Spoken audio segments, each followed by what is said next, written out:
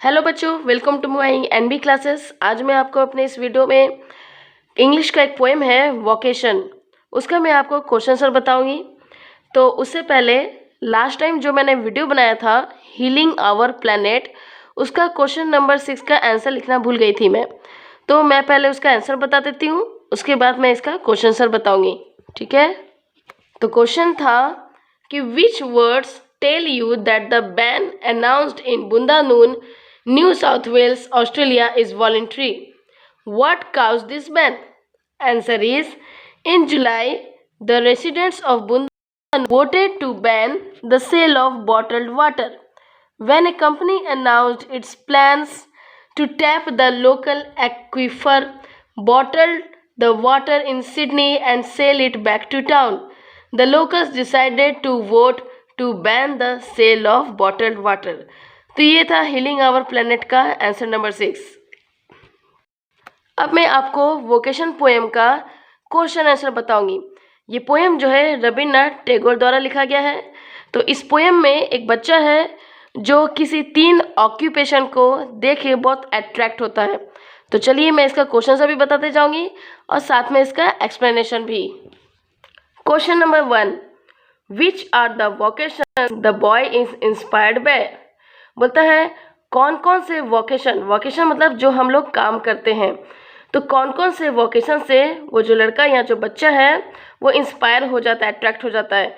Mention what aspect inspires him, वो किस प्रकार से अट्रैक्ट होता है, और उसका लाइन्स हम लोग को पोएम से भी निकालना है और मीनिंग भी बताना है आपको। तो नंबर 1, तो सबसे पहले आता है hawker.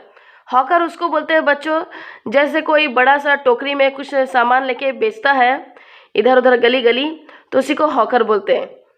Attraction, has the freedom to go wherever he wants to, he spends as much time as he wants to on the road, he doesn't have to hurry back home. Hawker जो होता है बहुत आज़ाद रहता है, वो जिधर चाहे वहाँ जा सकता है, जितना समय चाहे उतना ही वो रोड में रह सकता है, उसको जल्दी घर जाने की जल्दी नहीं रहती है। पोएम में कौन सा लाइन है? There is nothing to hurry him on, there is no road he must take, no place he must go to, no time when he must come home। मतलब उसको कोई समय नहीं कि वो जब मन तब वो घर आ सकता है, एकदम फ्रीडम, एकदम आज़ादी की तरह इधर उधर घूमते रहता है और अपना सामान बेच सकता है। Next number 2, gardener has the freedom to dig at will, soil his clothes, get wet, spend time in the sun। उसको ये आज़ादी रहती है गार्डनर को, जब वो बच्चा दिखता है कि गार्डनर भी कितना आज़ादी से रहता है, तो वो जितना चाहे गड्ढा खो सकता है, अपने कपड़े मिट्टी से गंदा कर सकता है, धूप में रह के पसीना बहा सकता है, और कितना भी चाहे वो अपना समय वहाँ पर लगा सकता है। तो पोएम में कौन सा लाइन आता है? He does what he likes with his spade, he soils his clothes with dust, nobody takes him to task if he gets baked in the sun or gets wet। Now come to number 3, watchman. वो बच्चा दिखता है कि watchman का जो काम है वो होता है, वो रात में ही जाग के लालटेन लेके रास्ते में गली गली जाता है देखने के लिए। तो can stay out of the home even late at night, doesn't have to go to bed.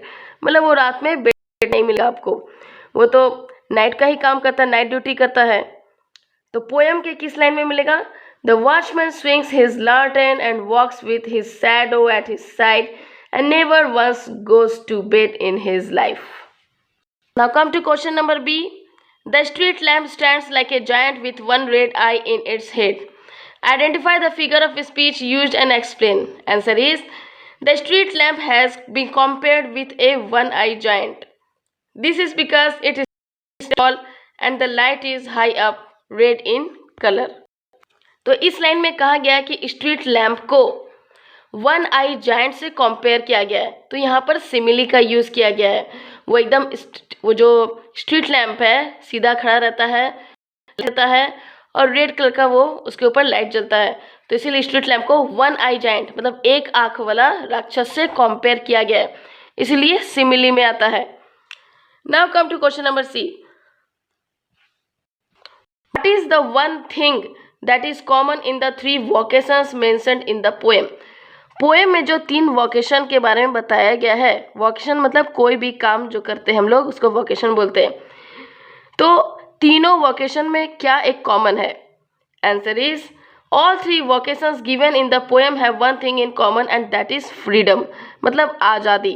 मतलब तीनों में दिखाया गया है कि तीनों जो वोकेशन है वो कुछ भी कर सकता है, जो मन हो वो कर सकता है। Those people are free at work, do enjoyable things without being told what to do and what not to do and at what time they must work or finish their work। मतलब उनको कोई रोकता टोकता नहीं है, जो चाहे वो मन है वो कर सकता है, अपने मन मुताबिक इंजॉय भी कर सकता है और अपने काम को जब मन तब चाहे वो फिनिश भी कर सकता है। ऐसा वो बच्चे को अट्रैक्ट लगता है ये तीनों वोकेशन में। Now come to question number D. Do you think the child will take up one of the three vocations he likes so much? Give reasons for the answer। क्या आपको लगता है कि वो बच्चा तीनों वोकेशन में से कोई भी वोकेशन को चूज करेगा बड़े होके? No, the child may find all these vocations attractive at this age, but he probably will become something else in life. He goes to school and with time his perspectives will change. He may take up another vocation। बोलते हैं नहीं, जब बच्चा बड़ा होगा, अभी उसको भले ही वो अट्रैक्टिव लग रहा हो वोकेशन, लेकिन जब वो बच्चा बड़ा होगा तो हो सकता है वो कुछ और वोकेशन ले। अभी वो स्कूल जा रहा है तो छोटा बच्चा उसको अट्रैक्ट करता है वो वोकेशन, लेकिन बड़े होते होते उसका पर्सपेक्टिव, उसका जो व्यू है वो नज़रिया चेंज हो जाएगा और हो सकता है वो कुछ दूसरा वोकेशन को चूज करे। Now come to last question, difference between profession and vocation. Profession refers to the career that one opts for, getting extensive training and acquiring special skills to become eligible for a job in it. A vocation is generally a job that acquires a particular set of skills acquired through experience or through training but not necessarily dependent on a college degree। Profession उसको कहते हैं जिसमें special skills हो और उसके लिए training भी आपको चाहिए, और वोकेशन में भी स्पेशल स्किल हो लेकिन उसमें कोई कॉलेज डिग्री नहीं चाहिए होता है। तो ये था डिफरेंस प्रोफेशन और वोकेशन का। तो ये था बच्चों इस पोएम का क्वेश्चन आंसर और एक्सप्लेनेशन। आई होप आपके स्टडीज़ में हेल्प किया होगा।